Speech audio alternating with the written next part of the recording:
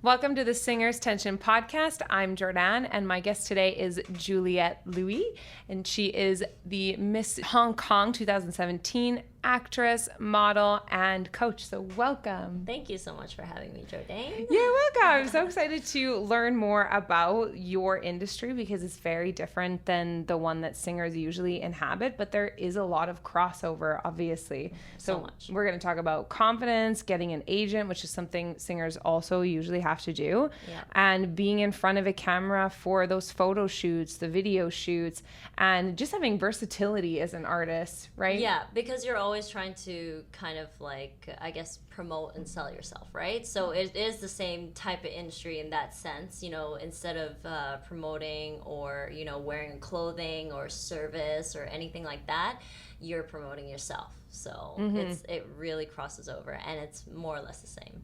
Yeah, and I've always said to artists that I've worked with that you want to be a business person in terms of expanding your sources of revenue. So if you can be a singer and a model, but also be working as an actress, as a public figure, then you have more revenue coming in. More streams of revenue, and just ways for you to practice as well. Because like the more you practice and experience what it's like to be on set, you as a singer as well, you'll need that.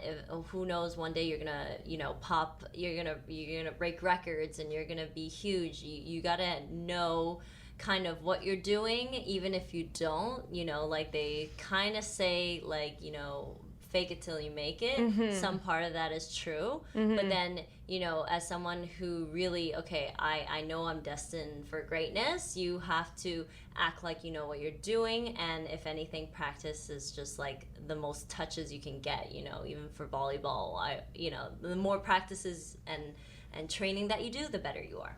Yeah, and here's my thought on that from my experience. Obviously, as an entrepreneur and any an artist is an entrepreneur also, you're constantly coming into scenarios where, you know, I have to get this done. I have to be the one to do it, or I've been hired for something and I've never done it before. And you could be the greatest actor in the world and people on the outside will be like, what a pro. They like knew what they were doing. But on the inside, if it's a new scenario for you, most people have anxiety about that. And so on the inside, you might be fighting with anxiety, then you might not be able to realize your full potential and be frustrated. And you just want to avoid that if you can, I think. And so if you find ways to practice what any given situation will entail before a really big opportunity comes, then you most likely will just nail it and be more confident owning the space, saying your needs, saying what you see creatively is going on. Because anxiety and insecurity kind of go hand in hand. And so let's say you're going into a photo shoot, say, okay, I did my mantras in the mirror, I'm going to be really confident about this. But when you go in, you have anxiety. That anxiety might make you feel like, well, I would really love to see this creatively, but I just have so much emotion going on, I don't feel comfortable voicing that. Yeah, and there's just, you freeze. I find that even for, okay, so kind of same thing on the court as well. You know, even though I've played volleyball so many times. Yesterday, my team, we ended up playing, so we were first in our pool. So you end up normally playing in playoffs, like first versus fourth. Yeah. So like fourth was, you know, supposed to be kind of a team that is really, really scrappy, not the greatest.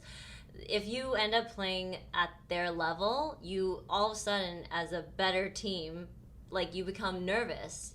Those insecurities start coming. You don't play your A game as much, you know, because you're playing at that level, right? So in the sense of performance, you know, when you're on set and if you don't, it really shows. What I'm trying to say, if it gets to your head, it shows. People can quickly tell if this is your first time or not your first time. So really walking out with that confidence makes a whole lot of difference, because people will, first of all, if you know what you're doing, then people will kind of let you take the lead, and you have to take the lead. As an artist, you always have to take the lead. You can't, unless you have like a manager that's very specific in what they want, and you guys understand each other, you got to deliver those needs, right? But at the end of the day, a lot of artists, you have to be in control, you have to know what you're doing, and you have to be the expert at what you're doing, right? So when you're stepping out in front of like many people and performing, or whether you're on set,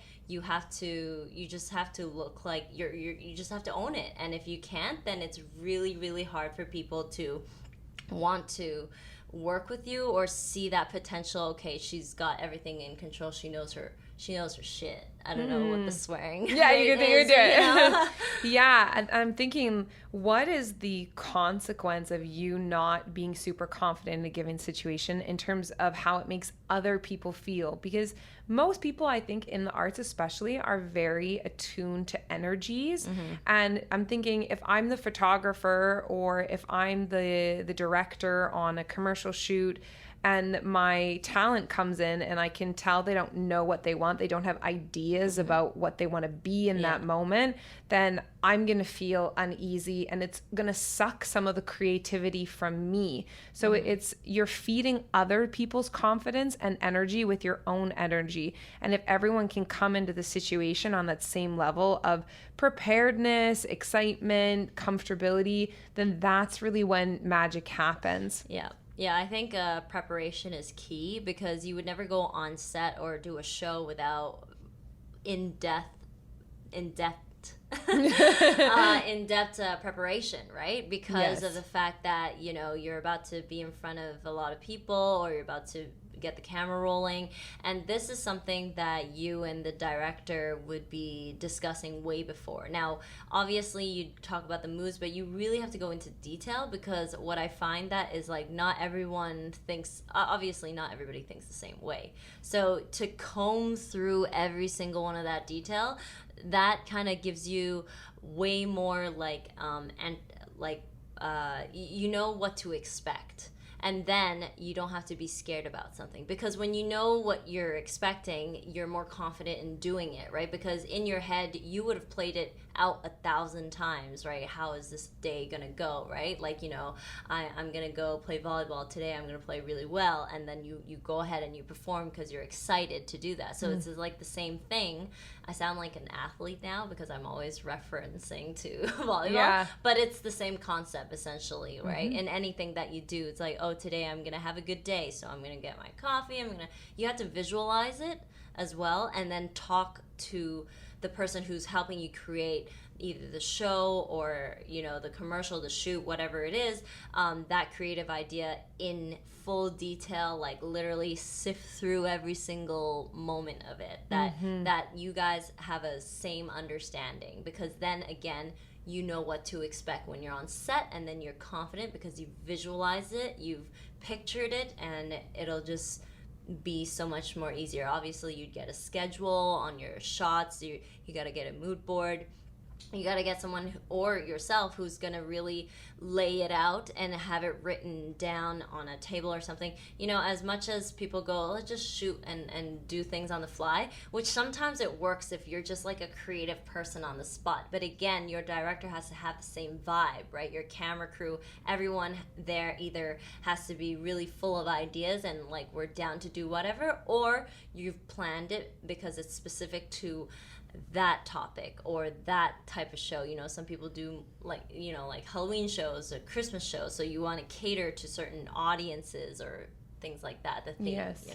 Yeah, I think you can never be too prepared, but then once you've done the preparation, kind of relinquish control to allow for serendipity, for that instantaneous creativity. So you got to be flexible as well. And so it makes me think, like, when you went for your first ever shoot, however long ago that was, your first commercial, were you in a position where you were embodying that preparedness, or is this I learned from my mistakes kind of vibe? Okay. Actually, that's a really good question.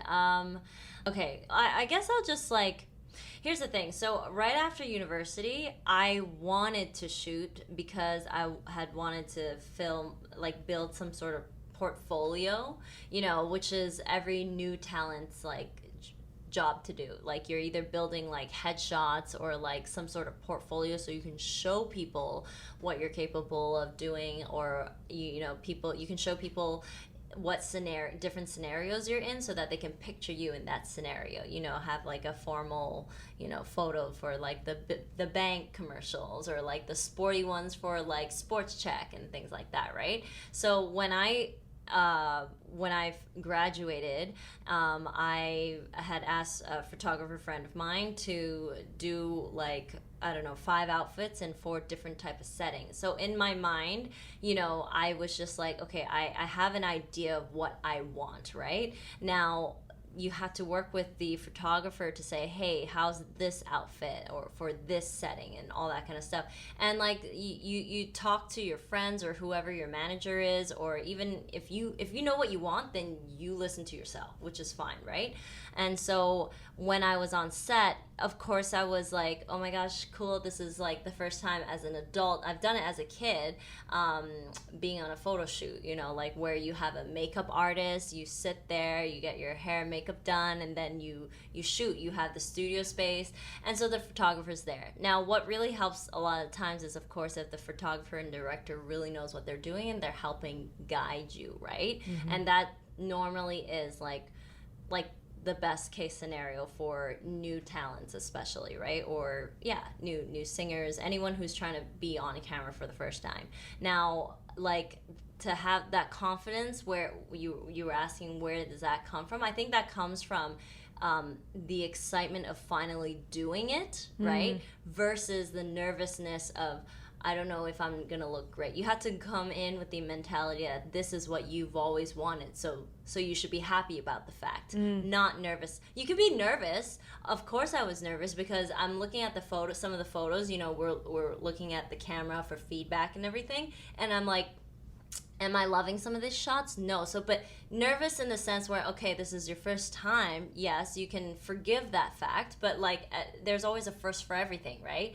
And then all of a sudden you play some music, you get some good directions, you get 1 or 2 photos that's starting to look really good, and then that kind of builds the momentum, and you just keep going. And you're not gonna look perfect in every photo shoot, right? Or in every picture, right? So you're always in a big like 1 hour session, you're gonna get like maybe like max 5 to 10, unless you're like crazy photogenic, like strong photos. And these ones you want to, that's what you want to notice for. But that's the point, like when you're shooting, that's why it takes hours sometimes. You just keep shooting until you go through that photo with that camera with your photographer, and you see something so strong, okay, I'm going to keep replicating that or doing that. And having a mood board, again, having preparation, you already know exactly what you want, so you're going to try to do your best to replicate that visual that you have. Or sometimes people have copycats. You just copy the same thing on from a Google photo, and it ends up being your own in your own way, but it looks like so good. Yeah, and so we're talking a lot about confidence, and I want to loop that into what you also do and you coach for, which is commercial acting.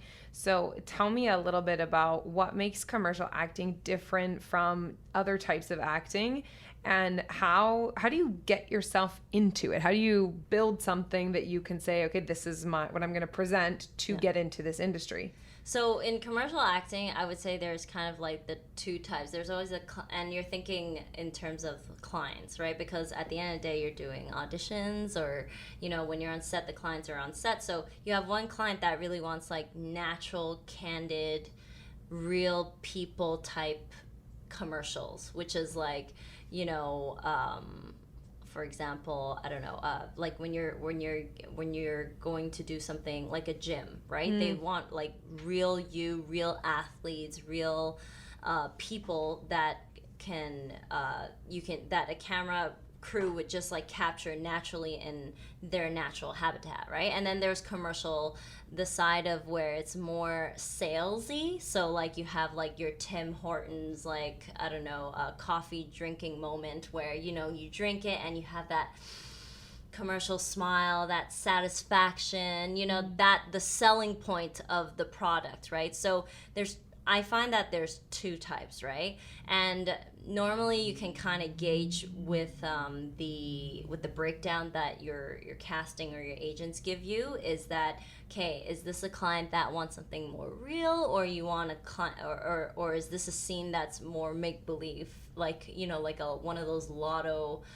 commercials where it's just like, oh, I'm gonna go buy one now, you know, because in real life you would never see someone who's lucky and it's like, you know what, I'm gonna go buy a lottery ticket, you know, like, so there's that's a really fantasy. Exactly, there's a fantasy and more acting side to it. Now, I think the biggest difference between music videos and like commercial acting is that music videos are more TV and film acting, because you are trying to tell a story that's real so that your audiences can relate, right? More or less, unless you're doing like a fantasy sci-fi. Yeah, sci-fi type of music video, like a Katy Perry Dark Horse or something like that. You know what I mean? So, but like if you're playing something like Fergie, like Big Girls Don't Cry, right? That's a real story. That's a real breakup. You're trying to get real moments there. So it's really more so towards the TV and a film acting side. So it's less make-believe in some way, you know? So that's the biggest difference. Yeah. And that when you decide, okay, I'm going to get into that, what do you have to do? What are the first steps? Yeah. So, okay, mainly in the beginning, depending on which avenue you want to go to, at the end of the day, it always starts with headshots, you know. Always headshots. Always headshots. And like, you don't need to necessarily hire a photographer. Now, again, I say this with depending on what type of, how serious you are as an artist or as a talent. I like to say talent versus like an actor or model, because like at the end of the day, a model person does acting, and then some acting people do very modeling fluid. as well. It's like, I say talent because you need talent in every single one of those, and it's just neutral. So I prefer using the word talent, and sometimes model has like a negative connotation to it. Yeah, I think it does. Yeah, and I think as someone who's been through pageantry and like modeling, I just like, I prefer to call myself as an actor and a talent, you know. Yeah. Like, yes, I do model and stuff, but it's not like people think it's, oh my god, it's like so cool, so fit. Do you have to stay fit and all that kind of stuff? And it comes with all this baggage that I don't need. Yeah. But anyway, back to your question. Side note. I think that so headshots is what you need. So again, if you're more serious, I do recommend getting a professional photographer, and you know, there are so many really good photographers out there that are worth what they charge. Now, at the same time, like if you're starting out and you just want to kind of do a couple of commercials for fun as a side hustle, you can definitely shoot, like iPhones nowadays are incredible, so you can definitely shoot with an iPhone or Android, not hating on the Android world, but like any camera that shows clearly your face with no hats, no glasses, that shows a candid moment of your smile or just a personality side, you, right? Because like a lot of commercials will also look for real people, so they don't mind the fact that it's not, you know, in studio with full makeup, hair, you know, that kind of stuff. And even to say with the professional photographers, you aren't trying to go full makeup, hair. You are doing some hair and makeup, but at the end of the day, it's very natural. Like a lot of the times, like actors' headshots are as natural as it can be, you know, like very light eyeshadow, you know, a little bit just to amplify your features, but full glam, never the case, you know. Like your agents, like TV and film principal agents will never end up picking a full glam photo as your primary headshot. It'll always be the more natural one. So in terms of like commercial acting, the first thing you want is headshots, and headshots don't just include like headshots. You want like full body as well, some half bodies, you know, side profiles, all that kind of jazz, right? Just to have a variety. And then for music videos as artists, you want to have like more so a portfolio, in the sense where you have not just headshots, because as a singer you don't really need headshot. You need more so like maybe a headshot of you singing, doing in action, right? So and so those are very different, like I guess like industry requirements just to begin with. But like photos at the end of the day is the very first step that you take, and then you want to know your size, your measurement, your height, you know, where you want to primarily be located in. That kind of stuff matters too, because some places will look for local hires versus like, you know, traveling in between provinces and stuff like that. And when you have that portfolio of headshots or artistic shots, if you're a singer, then where do you go from there? Do you go directly to looking for an agent? Are there platforms that you could put yourself forward without an agent? Yes, there are many platforms where there's where you can find open casting calls and jobs and gigs, a little here and there. But the thing is, I would not recommend new talents to go straight into it if you've never been in front of the camera. You know, if you don't have a big personality to begin with, or you're not very good with you know, like cutting social awkwardness, if you're not like a natural, I want to say extrovert, then I would suggest you getting some practice first, whether it is acting class or coaching with someone or just like doing a scene with someone.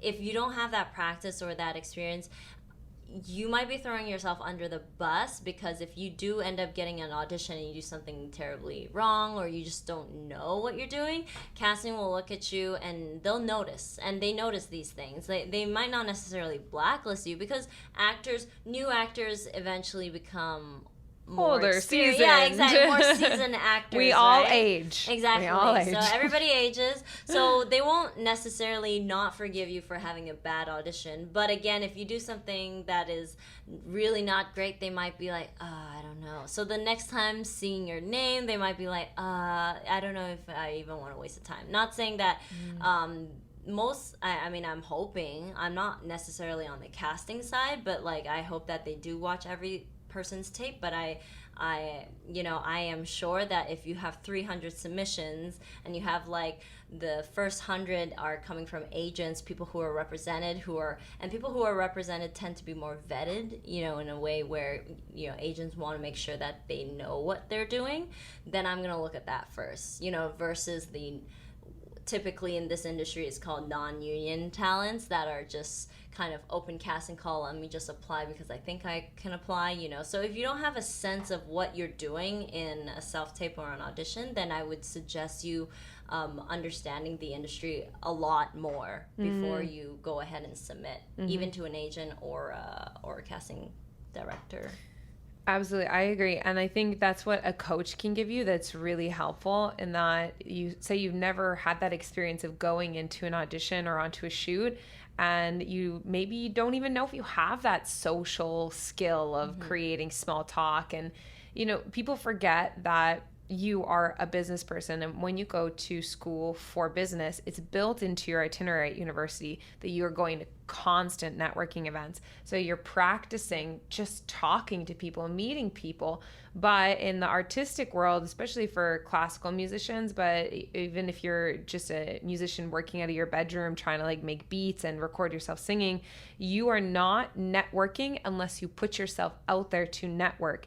And it's such a valuable skill, because when you go into that audition, you go onto that shoot, you're also networking and you're performing. You need to amplify your personality. Don't not be yourself. Yeah. But know that you can't be sluggish and like, oh yeah, like whatever. That energy has to really resonate with the other person in order for them to believe in you. Yes. You know? And I find it's it's not just auditions. Like, let's forget about like the commercial and the acting side. For musicians particularly, you're going into meetings of like with a producer who's gonna give you the money or whatnot, and so you need to make sure that whatever you're doing at that point, you know what you're doing, you know what you're saying.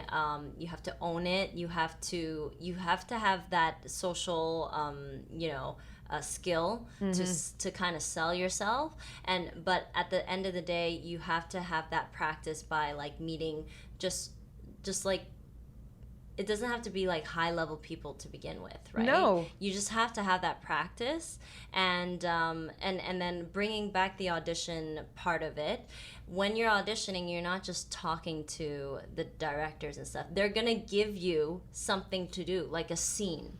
And so when you've never acted out a scene before, or like you don't know how to improv, or you're not quick with improv, then even no matter how confident you are, you can get stuck because you have to now show a range, and you're now getting direction from someone that's like new from what you had prepared it in your mind. Even though they give you like a scene in advance and you think you can prepare for it, sometimes they'll just say, oh, let's just switch you and the other character. Can you now be character A versus B, because you were auditioning for B. Then all of a sudden, you don't know what to do. So little things like that, I think new talents wouldn't necessarily know. And then the first time and again, I've been in that situation, you get thrown on the bus, you're just kind of like, oh shoot, I did not prepare for this. And it really does test how well you control the room and control your audition as well. Because like once you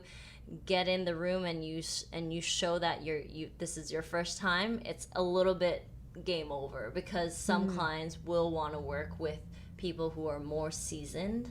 Again, like I, as a producer, if I'm gonna invest in you as a singer, I want to know that you've done a couple shows and you've sold how many tickets or whatever, or like you have a fan base or something like that. So you have to show that your work is there, Yeah, and I've worked with a lot of recording artists now that when I'm working with them as my student vocally, they have a personality that is often very opposite to what it is on stage.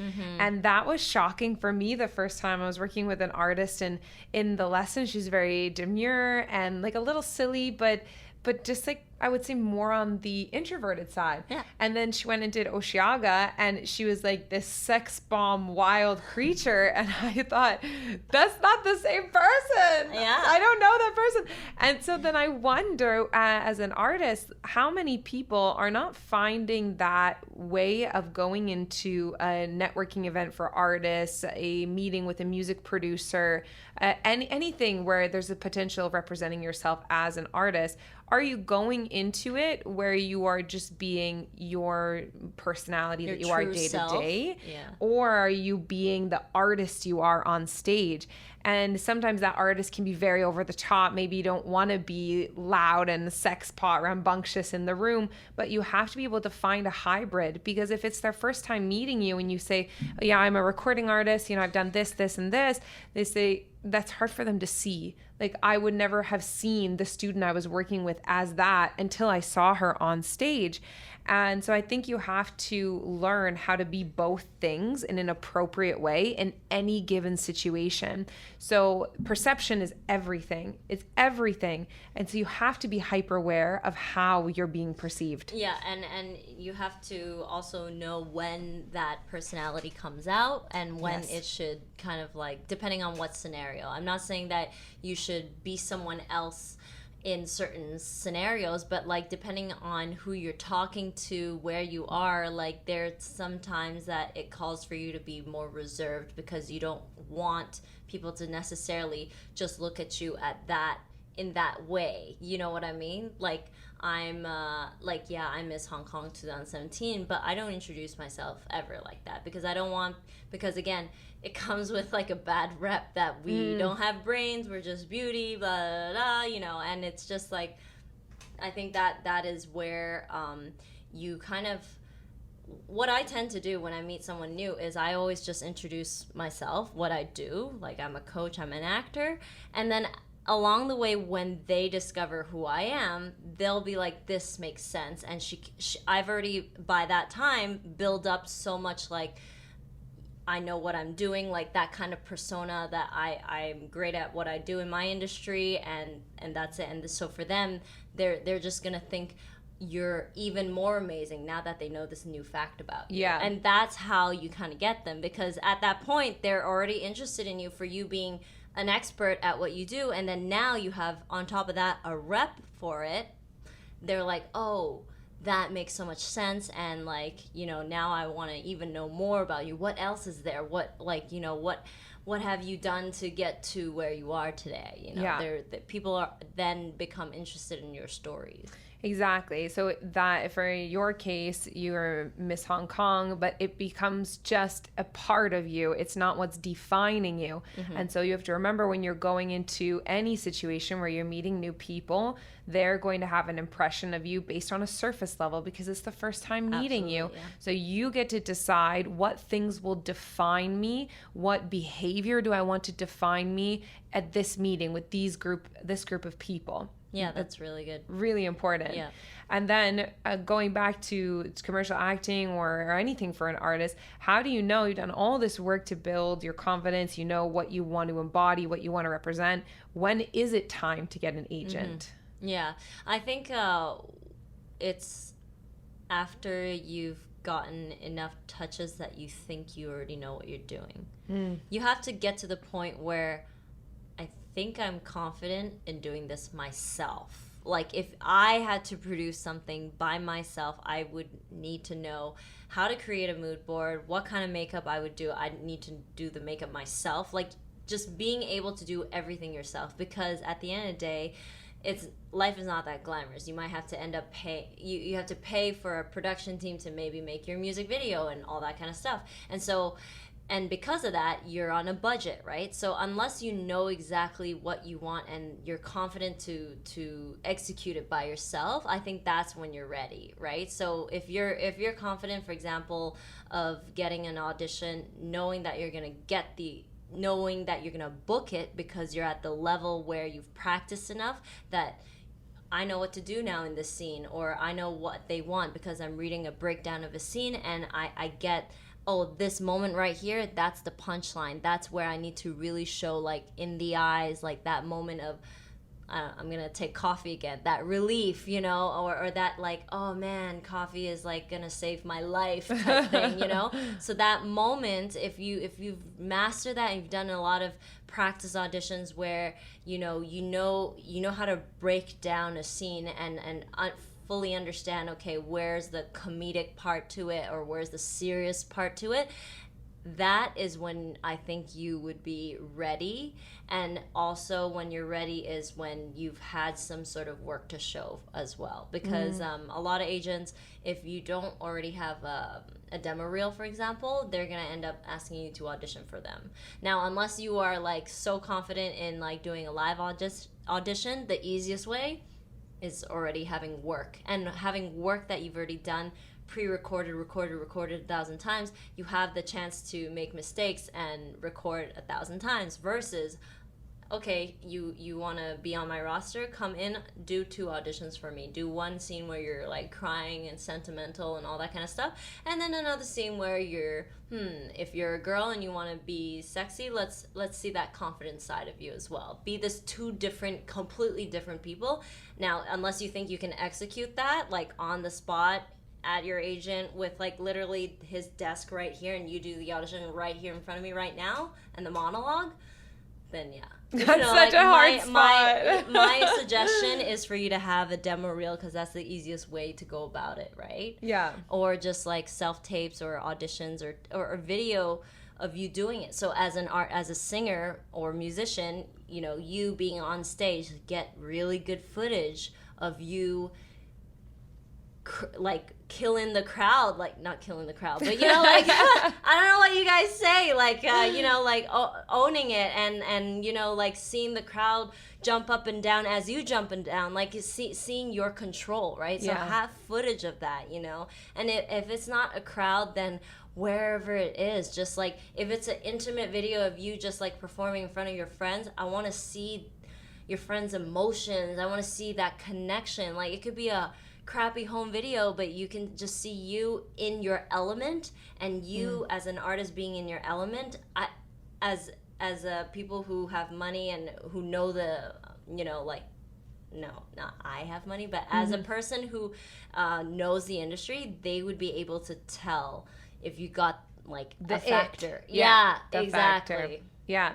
But there's so many agencies out there. How do you go about picking one? That one's a little harder of a question. Honestly, picking agency is probably the most exhausting thing, and it's the most scariest thing, because you are now giving, once you pick one, you're kind of there for a while. At least, like, you end up, like, let's say here's different scenarios. For example, you pick one and that agent is perfect and it all is great, happy ending, right? If you pick one and it starts off great, but then you realize they don't communicate or they don't give you as much feedback as you'd like to, whether or not it is their fault, because again, nowadays everything is online, so then getting feedback, getting like individual feedback is very difficult. Then, again, now are you sticking with this agent? Should you not? Are some agents supposed to be working super, super hard just for you? Like, again, I don't know what the norm is, right? Like, and again, then you have like agents where you sign up with them and you have a contract and everything, and then right away you realize they're not the agent for you. So picking an agent is really is tough. It's a tough one, because it's not a lot of people, I think a lot of new artists struggle with that, because a lot of times nowadays, agents that have been in the industry for a long time, they want a seasoned actor. They want an actor that has their union credits, and so on. Now, for singers, I'm not too sure how that goes, but I'm sure that they're looking for someone who knows what they're doing, who has practice, and this is their life, not someone who is 1 foot in the door, because they're about to invest in you and try to get you gigs and all that kind of stuff. So like, finding an agent is, you're gonna really have to go, I think my best way to suggest to go about is through referrals, and seeing if they are reputable as well, and not just online. That's a tough thing. Try to, if you can, find out who's on their roster and actually reach out to them and say, hey, I'm thinking about joining this agency. Now, for actors, you can go on IMDb Pro. Normally the agency is written under the actor's name, and you just kind of like, while you're doing this research, you have to pay for IMDb Pro, but then you can just cancel it. And, but like, so just take advantage of that moment. That's it. Yeah. That's a really good point. With so many options, I think a coach also comes into play there, because you're being coached on your skill, but also you're gaining access to their network. You have a relationship with them. Business is about relationships. They're going to want to help you and give you all of the knowledge that they have and experience that they have. And they'll also know you possibly better than you know yourself as a performer, and can say, I don't think that agency is right for you because this is the direction it looks like you're really going to excel in. Or, hey, let me speak to some of my friends that are in the industry and see what they think. So you gain a lot more knowledge that's firsthand and reliable, versus just Googling things and hoping you take the best guess. And you can't leave it up to guessing when it's something so important. Like the artists that I work with as a vocal coach, when they're on that precipice of moving to a new producer, a new agent, a new label, they go and they meet the label in person. You have to meet them. You have to meet them. You need to see if your energies connect. You need to understand, are they going to have control of your music? There's never a rush choice to be made here. And so you have to really practice patience, because you'd be so excited, right? You get the first offer. I've been signed. And sometimes it's like, I think I'm going to go with this agency because they're the only agency that responded. That's the part that's, it's sad, because it happens a lot of the time, because like, out of like, I don't know, 30 agencies that you send your submissions to, maybe 2 will respond, That's the thing. It's like, try to, like, don't be stalker and go to their office and be like, hey, I demand, a meeting. Try to set up a meeting, try to sell yourself in the sense where it's like, hey, I'm really serious. I really want you to be my agent. If that's the case, then try to set up a meeting and meet the person. So yeah, meeting meeting your the person that's going to manage and get you opportunities for life, for your income, for your career, absolutely you have to. You can't just do that virtually. No, you can't wing it. It's like dating, but you're like contractually logged in. So I guess exactly. So it comes with a bit more legal. Yeah. What do you call that? Responsibility. Responsibility. It's like marriage. It's like marriage. So don't mess up your marriage. Yeah, exactly. Essentially, and there's I want to say to artists out there that are already signed and who are unhappy. There are so many options out there. And I know it's tough to find like new perhaps, but if it's something that you think you need to elevate, then you go ahead and do that while you're trying to look for that change. But like there's always options out there. It's hard, but there is. It's just like finding the one. You gotta try, you gotta keep trying until one bites. And it's not just one bites, it's if it works out, you gotta meet with them, because that one person might not be the person that you thought you wanted. Yeah, that made me think that this morning on Instagram I saw Entrepreneur Magazine. They have their Instagram account, and they posted like the 6 scary things about being an entrepreneur, because it's Halloween, right? Yeah. And one of them was kind of an unknown but real truth that you need to have an invisible team, an invisible support system behind you as an entrepreneur. And again, as artists, you are entrepreneurs. You need to treat yourself like a business. So my question for you is, who's on your team? And they don't have to be people you see every week. Like I think that's a misconception with coaching too, that you need to see them every single week. Maybe depending on your goals and how much work you need to do, but you need a team of people that understand you, that know the business, that have skills that you don't have, because without that support system, you are so much more likely to make mistakes, to maybe do irreparable damage. Like now I'm thinking with a singer, especially vocally, and auditions. If you send a really bad one, you might be noticed, but not in the good way. Exactly. Right? First impressions. I think who you need to have on your team is someone that you 100% are always real and truthful to. So that may be your partner or your mom or whoever you're tightest to in your life that really knows you inside out, because that person probably also, first of all, wants the best for you and will help you decide what's best for you as well. So I think so that person, whoever that may be, someone who is outside of your network that may be working with you on how to improve, because you should always be improving yourself, whether you're an actor, singer, or an athlete. An athlete has a coach. Singers should constantly be coaching. Actors, same thing. And no matter how good you are, you should always go back to a workshop or training, things like that. So whoever that coach is normally gives you a third party perspective and will know you well, just good enough, because you as a student will kind of express what you want, and you kind of get to know them on a certain level that the coach is like, okay, this is how you're gonna strategize and your career and yourself, and how you're gonna get signed, and so on and so forth. I think that person is also really important. Then you also have probably one other person, or it could be the same one of these two people, that will tell you the truth, because there are some coaches and there are some people out there that will say like, yeah, it's good, I think it's good enough, or you need someone who will tell you the truth.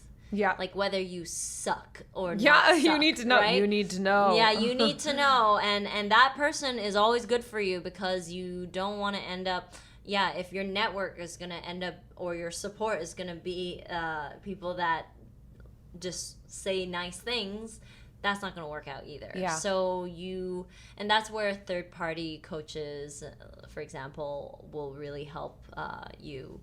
I really genuinely will try to push, like, people have a look, right? Or they have a message. So if your look and your intention is not the same as what you want, then I will go ahead and quickly tell you, like, whether it's going to work out or not. Either you have to rechange your intention and your look to suit more of what you want to become, or you have to or you have to just in general I will tell you what your strong suits are, because a third person, a third party can kind of really tell your strength. You know what I mean? Yeah, absolutely. Yeah, and also because they've known the industry enough, they'll tell you, yeah, exactly, your strength in the sense where, are you more of a commercial actor, or like, not, sorry, they won't tell you like what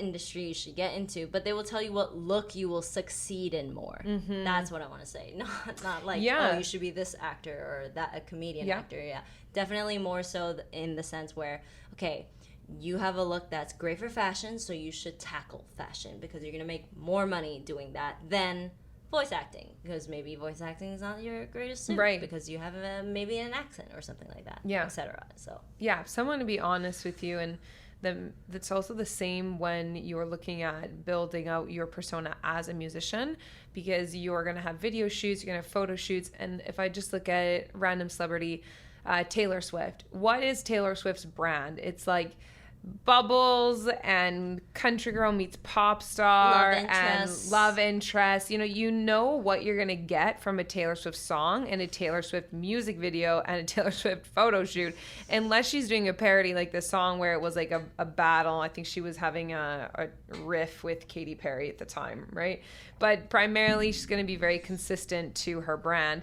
And so a coach like yourself can say, hey, you're telling me that you want to come across as like more of a sexy Beyonce vibe. That's not what I'm getting. So how can we adapt that for you? And is it genuine to you? Yes, because at the end of the day, I also understand, like, if that is your goal, to become a sexy Beyonce type girl, okay, then what do you need to do as well? Because what you're doing right now is not really going for it. And here's the thing, it's like, ideally, you want students that are really serious about it. A lot of people will say, like, I've had clients, invest in me, and they'll tell me, like, oh, I really want to do this year, and so on, but their intentions that they're always distracted by life, or life comes first. You know what I mean? And that's okay. I understand human beings also change goals sometimes, right? Like, we're allowed to change what we dream, what we want our end goal to be.